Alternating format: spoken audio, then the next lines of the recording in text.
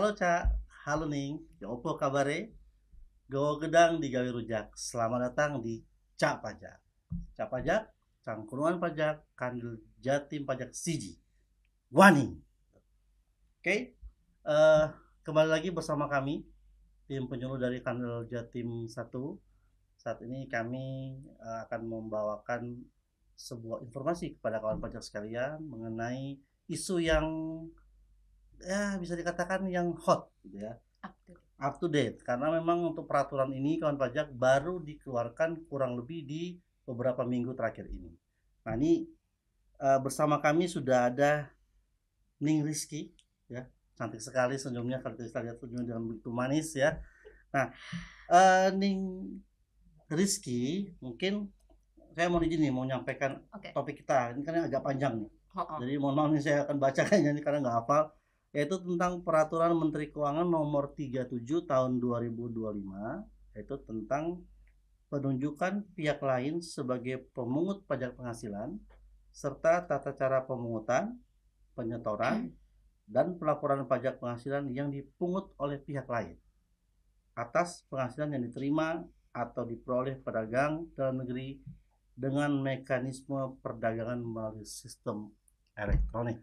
Nah ini perihalnya nih, Ning Rizky ya. Mohon saya agak kaku dengan kata Niki ya.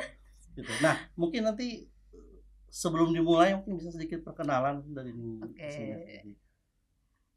Selamat siang, Cak Daning. Cak Daning ya. Saya sendiri juga agak kaku ya mengucap Cak Ning yang biasanya kawan pajak, kemudian tiba-tiba kita pindah ke Surabaya jadi Cak Daning nih. Oke, nggak apa-apa. Selamat siang, saya adalah Rizky, saya penyuluh dari Kanwil Jatim 1, sebagaimana tadi yang diperkenalkan sama kawan saya, Cak Hence. Oke. Semoga cocok ya nyebutannya. Oke, kawan pajak, tadi udah di-spill dikit nih sama Cak Hence. Kali ini kita akan bahas tentang PMK 37 2025. PMK 37 2025 ini masih hangat banget ya, masih betul, up to date. Betul. Keluar di bulan Juli ini kan, Bang? Iya. Keliru kan aku, Bang. Nah, nggak apa-apa. Kita emang bisa menyesuaikan saja. Oke. Nah, mungkin kalau dari kawan pajak, sepertinya sudah ada yang pernah mendengar atau mungkin sudah baca. Namun kesempatan ini kita akan sedikit share informasi tentang hal ini kepada kawan pajak. Tadi perkenalan sudah oleh Rizky ya. Secara garis besar mungkin yang bisa disampaikan kepada Cak Daning sekalian tentang PMK 37 itu apa sih? Bahas tentang apa sih? Iya, bahas tentang apa sih itu sebenarnya? Oke, jadi kawan pajak tadi yang judulnya panjang banget, PMK 37 2025 itu bahas apa? Jadi dari judul aja tadi ada dua nih. Kalau dari komponen judulnya bisa kita pisahkan. Tadi kan ada penunjukan pihak lain sebagai pemungut pajak penghasilan, serta tata cara pemungutan, penyetoran, pelaporan pajak penghasilan yang dipungut oleh pihak lain atas penghasilan yang diterima oleh pedagang dalam negeri dengan mekanisme PMSE atau perdagangan melalui sistem elektronik.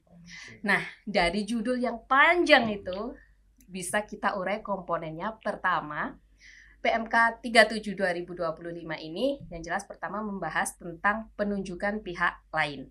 Kemudian yang kedua membahas tentang tata cara penyetoran, pemungutan, dan pelaporan pajak penghasilan atas transaksi digital gitu. Oke, yang sistem elektronik itu tadi ya. Betul. Jadi sebenarnya PMK 37 2025 ini kalau yang berkembang di masyarakat nih ya, Cak Hence, sebagian masyarakat itu menganggap PMK 37 ini pajak baru. Nah, ini menarik nih, karena memang kita sering mendengar ya untuk belakangan ini ada pajak baru atau apa, apakah hanya untuk yang online atau seperti apa? Itu seperti apa sebenarnya? Jadi kalau udah dengar peraturan keluar, kemudian kan mindset masyarakat, aduh, pajak lagi deh. Padahal sebenarnya ya PMK 37 2025 ini adalah pajak yang lama nih. Jadi pajak penghasilan masih pajak yang lama tentang PPh 22. Nah, kemudian sebenarnya apa yang berbeda dengan transaksi konvensional selama ini? Jadi yang membedakan adalah mekanisme pemungutannya. Nah, sebelum saya ngobrol banyak nih Bang Hence ya, Bang Oke, lagi. oke. It's okay. Nggak Oke, apa-apa. jadi sebelum saya ngobrol banyak nih kawan pajak atau Cak Daning, kalau kita kupas PMK 37 2025 sebagaimana mengupas kebijakan peraturan perpajakan yang lain, tentunya kita melihat pertama ada subjek pajak, objek pajak. Menarik nih, Tuh. menarik. Tapi sebelum ke situ ya, Oke. Rizky ya, tadi sudah disinggung sedikit tentang secara garis besarnya apa sih PMK 37 ini. Mungkin kawan pajak juga pengen tahu apa sih background story-nya nih, atau latar belakangnya sampai terbit Kenapa PMK 37. terbit Kenapa? PMK 37 2025? Kira-kira Baik. apa tuh latar belakangnya? Baik, Cak Daning. Kenapa pemerintah menerbitkan PMK 37 2025? Yang pertama dilatar belakangi oleh pemerintah ingin memfasilitasi wajib pajak untuk turut serta dalam pembangunan melalui mekanisme pembayaran pajak. Kemudian yang kedua, yang jelas seperti ketika regulasi perpajakan yang lain terbit, pasti ada kepastian hukum, keadilan, kemudahan, serta kesederhanaan administrasi perpajakan. Kemudian yang ketiga, diharapkan meningkatkan efisiensi dan efektivitas pemungutan pajak penghasilan, sehingga pemerintah akhirnya memutuskan untuk menerbitkan PMK 37 2025 ini.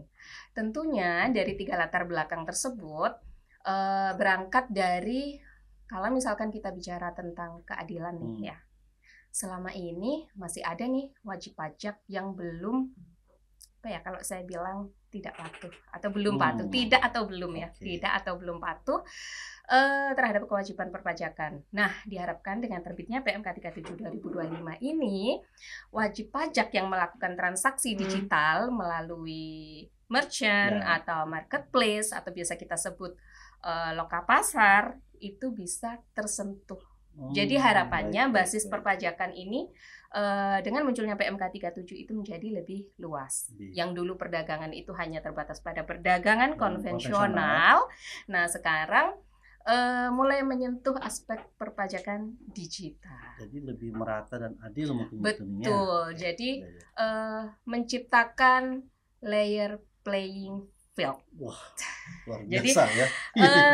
Sistem kesetaraan untuk mengenakan perpajakan itu rata. Jadi tidak hanya kepada pedagang konvensional, tapi ke pedagang digital atau online ya mungkin. Betul. yang lebih sering betul pedagang online yang enaklah didengar. Nah, kemudian dari pedagang online itu juga kan selama ini belum tersentuh ya kepatuhan wajib pajak gitu. Nah, harapannya dengan terbitnya PMK 37 2025 itu nanti pedagang melalui sistem elektronik ini masuk ke basis data administrasi perpajakan kita sehingga lebih mudah diinventarisir kemampuan perpajakan mereka gitu. Nah, ini tadi ada hal yang menarik yang disampaikan oleh Rizky ya, kawan pajaknya, bahwa pertama ini bukan pajak yang baru. Betul. Benar ya? Sebenarnya itu yang poinnya sering dibahas di masyarakat. Bukan pajak baru. Hanya mungkin tata caranya yang mekanisme karena tadi kalau disampaikan oleh Ning Rizky bahwa selama ini kan mungkin kita fokusnya ke yang offline ya. Betul. Artinya pedagang konvensional. Nah, ini dengan PMK 37 ini pun menyentuh yang online. Nah, kira-kira seperti itu kawan pajak. Oke, berarti sekarang kita masuk lebih dalam. Nah, kalau ini sudah dibicarakan tentang latar belakangnya. Nah, kira-kira untuk subjek dan objek, karena pasti kan harus ada subjeknya, siapa sih yang kena, terus objeknya yang bagaimana yang sih dikenakan apa, betul. Nah, itu pasti kawan pajak penasaran nih. Ini apa sih maksudnya? Apakah semua yang online atau yang bagaimana? Langsung kena gitulah ya. Terus langsung pedagang-pedagang elektronik langsung aduh ini apa lagi gitu, pajak lagi gitu ya. Jadi gini Cak Daning, jadi subjek pajak dari PMK 37 2025 itu adalah pedagang elektronik yang melakukan transaksi melalui mekanisme PMSE. Nah, kemudian pedagang elektronik ini siapa saja? Yakni mereka yang terdiri dari orang pribadi atau wajib pajak badan, yang bertempat kedudukan atau bertempat tinggal di luar wilayah NKRI maupun di dalam wilayah NKRI dengan memenuhi kriteria tertentu. Nah, kriteria tertentunya itu apa nih, Cak Ence ya? Jadi kriteria tertentunya itu ada 3 nih, Cak Daning ya. Yang pertama, mereka adalah pedagang dalam negeri yang memiliki penghasilan melalui rekening yang tersimpan di escrow account atau rekening escrow. Nah, rekening escrow itu apa? Jadi semacam rekening penampungan untuk menampung istilahnya penghasilan transaksi antara si merchant dengan pedagang elektronik. Jadi si pedagang elektronik ini dalam melaksanakan transaksi, dia harus memenuhi prestasi tertentu. Kalau misalkan prestasinya sudah terpenuhi, baru penghasilan yang tersimpan di rekening escrow ini akan dilepas oleh si merchant. Jadi kayak penampungan sementara. Iya. Ada rakber itu seperti itu kah? Ada apa? Rakber, rekening bersama. Rekening bersama. Iya, semacam itu mungkin ya. Jadi rekeningnya masih ibaratnya di betul oleh dulu. Betul, ditampung dulu dalam satu rekening. Nah, kemudian yang kedua itu adalah jadi pedagang dalam negeri ini dia harus memiliki kriteria tertentu. Nah, kriteria tertentunya apa?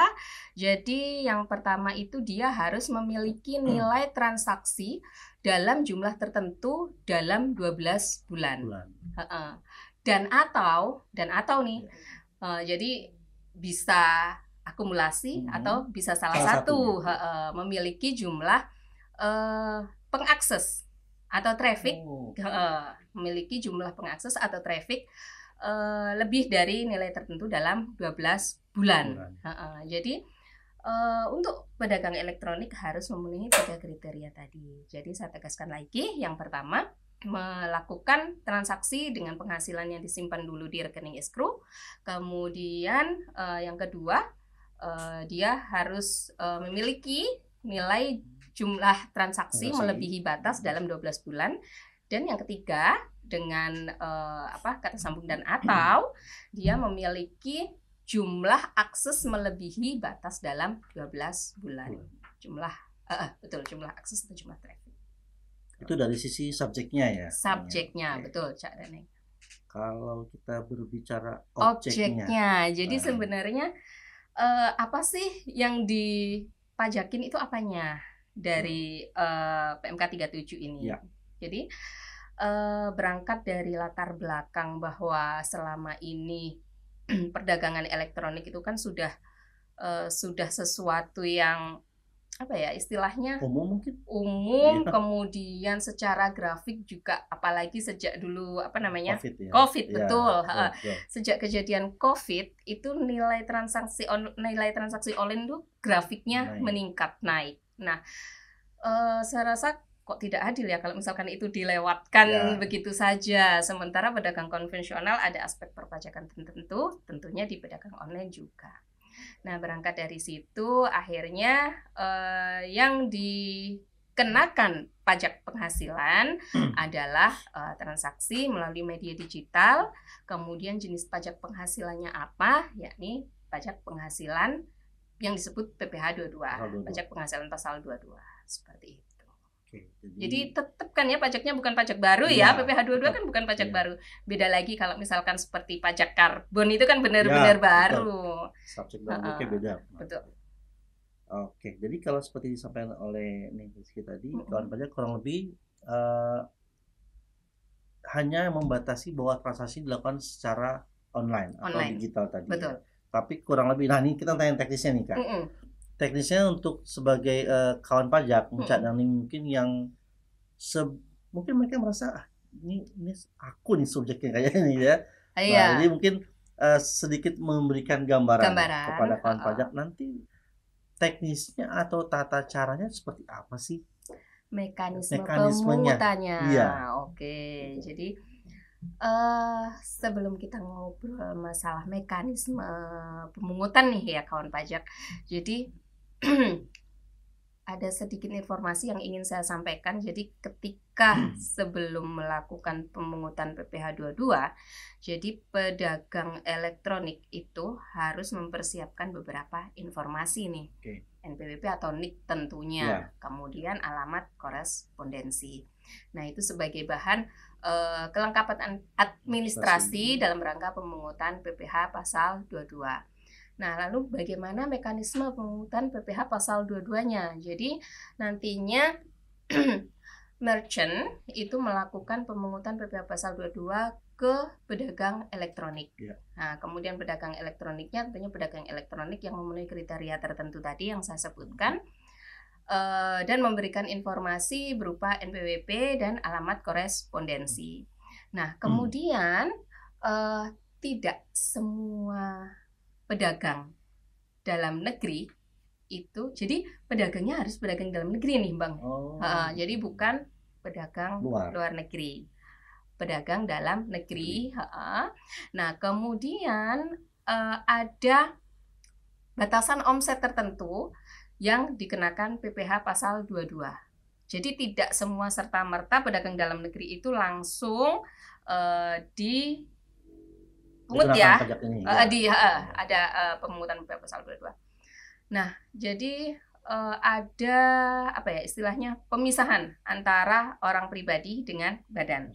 Jadi kalau di orang pribadi itu ada apa ya, saya nyebutnya layer, bukan layer ya. Tiga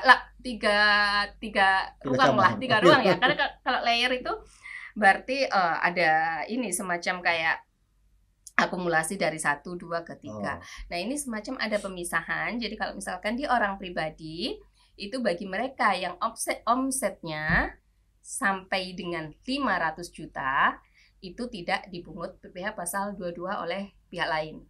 Nah, kemudian yang kedua, batasan yang kedua itu adalah omset lebih dari 500 juta sampai dengan 4,8 miliar itu dipungut PPh pasal 22. Namun ada 2 sifat nih dari kondisi omset dengan rentang tersebut. Yang pertama bisa dipungut PPh final PP 55 2022 dalam rangka jika pedagang tersebut memenuhi kriteria PP 55 2022. Namun, jika tidak memenuhi kriteria PP 55 2022, maka dipungut PPh pasal 22 sebagaimana yang dimaksud di PMK 37 2025 ini. Dengan ketentuan PPh yang dipungut nanti bisa diperhitungkan dengan pajak yang lain dalam SPT tahunan. Jadi bisa jadi kredit pajak nih, Cak. Nah, kemudian yang ketiga adalah bagian omset yang lebih dari 4,8 miliar. Jelas dipungut PPh pasal 22 berdasarkan PMK 37 2025 ini. Nah, 3 bagian itu tadi adalah mekanisme pemungutan pada wajib pajak orang pribadi. Kemudian bagi wajib pajak badan ada 2 bagian. Yang pertama adalah omset, jadi bagi pedagang yang memiliki omset kurang dari 4,8 miliar, kurang dari sama dengan kurang dari sama dengan 4,8 miliar, itu dikenakan PPh 22. Namun demikian dipisahkan lagi, ada yang sifatnya final dalam hal memenuhi kriteria PP 55 2022. Nah, kemudian dipungut PPh 22 dalam hal bersifat tidak final ketika tidak memenuhi kriteria PP 55 2022. Nah, kemudian yang bagian berikutnya adalah ketika omset wajib pajak badan itu melebihi 4,8 miliar, maka akan dipungut PPh pasal 22 berdasarkan mekanisme PMK 37 2025. Tidak berbeda dengan wajib pajak orang pribadi tadi. Jadi ketika PPh 22 yang dipungut oleh pihak lain itu tidak memenuhi kriteria PP 55 2022, maka dia bisa diperhitungkan dengan pajak yang lain dalam SPT tahunan. Jadi bisa dikreditkan nih, Cak dan Neng ya. Oke. Nah, jadi dengan disampaikan oleh Neng Rizky tadi, ini sudah lebih menjelaskan kawan pajak bahwa peraturan PMK 37 ini ialah bukan untuk pajak yang baru. Betul. Ya, karena tadi disampaikan kalau memang memenuhi persyaratan PP 55, berarti itu bisa dikatakan sebagai penggantinya ya mungkin. Betul.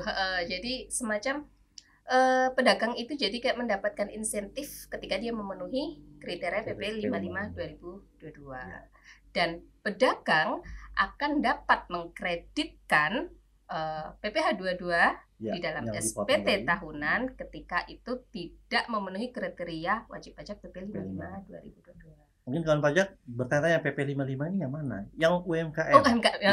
Gampangnya yang itu aja. Yang UMKM setengah persen ya. Oke. Kalau memang memenuhi berarti yang sudah dipotong oleh marketplace ini itu sebagai penggantinya. Dengan catatan omsetnya hanya dari sini aja gitu ya. Betul. Kalau ada ternyata omset yang dari offline-nya berarti itu dibayarkan sendiri. Betul. Ada mekanisme pembayaran pajaknya sendiri. Oke, tadi sudah kita share tentang subjeknya, objeknya, kemudian mekanismenya. Mungkin kita masuk ke ini besarannya. Dari tadi udah. Iya, tadi kan kita udah bahas tentang teknisnya. Oke. Terus nanti kalau saya yang jualan online, saya dipotong berapa persen sih PPh-nya? Oke. Gitu. Pertanyaannya bagus sekali nih ya. Penting soalnya itu, penting. Iya, nanti kita udah ngobrol panjang lebar, terus habis itu tarifnya berapa nih, gitu ya. Jadi tarifnya Cak Daning itu sebesar 0,5%. 0,5% dari mana nih Cak Eja? Dari penghasilan bruto yang diperoleh oleh pedagang dalam negeri yang tertera di dalam dokumen tagihan. Oke. Jadi ada yang tertera di dalam dokumen tagihan itu di bold type. Bisa dikatakan dari omset? Iya, boleh. Omset. 0,5% dari omset yang tertera di dalam dokumen tagihan. Kurang lebih sama kayak UMKM itu ya? Iya, sama, betul. Makanya ini ya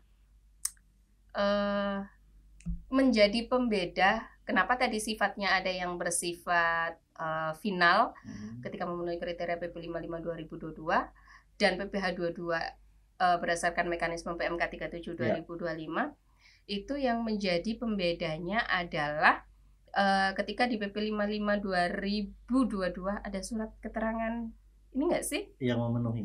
Iya. Yang memenuhi sebagai wajib pajak UMKM. Iya. Nah, itu. Nah, kalau di PPh 22 ini untuk omset tertentu ini yang tadi juga saya ingat tapi belum saya sampaikan nih. Jadi begitu ada surat keterangan, oh iya, saya ada yang belum yang masih misinfo. Jadi ketika wajib pajak di mana dalam hal ini adalah pedagang online, dia belum nyampe nih ke omset 500 juta dalam tahun pajak berjalan. Dia harus membuat surat pernyataan nih, Cak Enja. Surat pernyataan itu bunyinya apa nih, kawan pajak? Surat pernyataan itu bunyinya surat pernyataan bahwa omset yang dimiliki oleh pedagang online ini belum mencapai 500 belum mencapai 500 juta dalam tahun pajak berjalan. Nah, surat pernyataan tersebut itu harus diserahkan kepada merchant paling lambat di akhir bulan berikutnya. Di akhir bulan pada saat sudah mencapai omset ini 500. Itu kemudian pembayaran itu yang kurang lebih mohon maaf ya Cak Daning. Jadi itu adalah untuk yang omset ini melebihi tadi, melebihi. Jadi untuk omset yang melebihi. Jadi memang ada dua nih kawan pajak, kita harus membuat surat pernyataan untuk omset yang kurang dari sama dengan 500 juta dan melebihi 500 juta. Dua-duanya sama-sama membuat surat pernyataan kepada merchant. Jadi kalau kurang dari 500 juta membuat surat pernyataan omset belum mencapai 500 juta, kemudian kalau misalkan melebihi 500 juta juga harus membuat surat pernyataan melebihi 500 juta. Nah, surat pernyataan yang melebihi 500 juta ini harus disampaikan kepada merchant pada saat akhir bulan, pada saat omset melebihi 500 juta gitu. Jadi poin yang disampaikan oleh Rizky tadi bahwa ini untuk wajib pajak orang pribadi ya kawan pajak Betul. ya. Karena kan kita tahu bersama ada aturan yang batasan 500 juta itu. Betul. Tapi yang memenuhi PP 55 tadi. PP 55 betul. Jadi di awal bertransaksi dengan merchant, jadi untuk penjual atau untuk kawan pajak yang bertransaksi dengan merchant itu harus membuat surat pernyataan. Betul. Bahwa dia di bawah 500 juta omsetnya. Betul. Begitu lewat, misalkan Januari sampai Juni. Lewat nih, berarti di Juni harus menyampaikan pernyataan bahwa udah lewat. Itu nih, ada case tertentu dalam kondisi misal nih, dalam tahun pajak, misal nih wajib pajak itu omsetnya masih belum mencapai 500 juta nih. Dia bikin tuh surat pernyataan, omset belum mencapai 500 juta. Betul. Kemudian dalam masa pajak tertentu, omsetnya melebihi 500 juta. Dia juga harus bikin surat pernyataan bahwa omset melebihi 500 juta. Dan harus disampaikan pada akhir bulan pada saat omset melebihi 500 juta. Oke. Jadi demikian kawan pajak ya. Jadi sekali lagi kami tekankan bahwa ini untuk wajib pajak orang pribadi. Betul. Ya. Kalau perusahaan atau badan hukum ya sejak awal ya memang tidak ada batasan itu. Karena hanya untuk orang pribadi. Betul. Terima kasih sekali, saya udah dibantu mengingatkan oleh Cak Hence bahwa itu hanya pada kondisi wajib pajak orang pribadi. Oke. Nah ini kita sudah share, sebenarnya sudah cukup dalam sih ya, Rizky ya. Meskipun kalau mau bicara lebih teknisnya, itu kita bisa diskusi lagi. Mungkin kalau misalkan kawan pajak berkesempatan, apakah ke kantor pajak terdekat, nanti bisa kita sharing lagi. Nah ini mungkin pertanyaan terakhir. Nah ini tadi kan kita sudah mendengarkan dari Ning Rizky tentang subjek, objek, dan mekanismenya. Sekarang kawan pajak mungkin bertanya-tanya nih, ini mulai kapan aturannya? Aturan ini mulai terbit pas hari pajak bukan? 14 Juli 2020. 14 Juli ya. Iya kan? Tapi masih bulan ini dong ya. Iya, ingat ini bulan Agustus. Sabar. Ya. Belum ganti bulannya. Pelan-pelan. Oke, jadi Cak Daning ditegaskan lagi bahwa PMK 37 2025 ini terbit di 14 Juli 2025. Betul kan ya? Bersamaan dengan hari pajak. Hari pajak. Jadi untuk berlakunya itu sejak diundangkan. Oke. Berarti untuk pelaksanaan aturan ini sudah berlaku sejak diundangkan, yaitu Juli tahun 2025. Oke, Cak Daning, itu yang bisa kami share pada kesempatan kali ini. Nanti bisa kita bertemu dengan episode mungkin yang lainnya, yang lebih seru, mungkin yang lebih menantang gitu ya, dengan informasi-informasi terbaru. Tapi kayaknya boleh saya sebelum ditutup nih sama Cak Hence kayak semacam penekanan. Closing statement dari pembahasan PMK 37 2025 ini. Kuncinya adalah pertama bahwa materi PMK 37 2025 ini bukan jenis pajak yang baru. Karena jenis pajaknya adalah PPh 22. Jadi memang sudah pajak lama. Yang berbeda hanya mekanisme pemungutannya. Kemudian yang kedua, PMK 37 2025 ini bertujuan untuk memperluas basis pajak sehingga terdapat keadilan antara pedagang konvensional dengan pedagang online. Jadi lebih ke situ sih closing statement untuk PMK 37 2025. Siap. Oke. Terima kasih Ning Rizky atas informasi yang diberikan kepada kawan pajak, kepada Cak Daning sekalian. Oke, bagi kawan pajak kita akan bertemu pada episode podcast Kandil Jatim 1 berikutnya. Terima kasih dan saya tutup dengan pantun, boleh? Boleh ya. Jadi pantun ini baru kita baru dibikin tapi sama kayak tadi sih. Gowo gedang digawe rujak. Selamat datang di Cak Pajak. Cak Pajak Cangkrungan Pajak Kandil Jatim Siji.